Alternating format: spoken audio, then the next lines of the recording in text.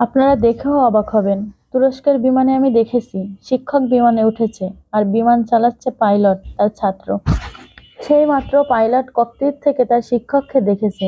সে সেখান থেকে ওয়্যারলেসে বিমানের সবাইকে জানিয়ে দিয়েছে, আজ এই বিমানে আমার শিক্ষক চড়তেছে।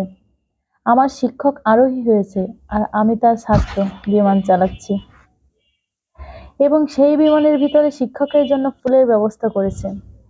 শিক্ষকের জন্য সর্বোচ্চ ভিআইপি সিটটা দেওয়ার চেষ্টা করেছে। শিক্ষকের দু চোখ বেয়ে পানি চলে এসেছে। শিক্ষকরা কোটি কোটি টাকা চায় না, শিক্ষকরা অনেক কিছু চায় না।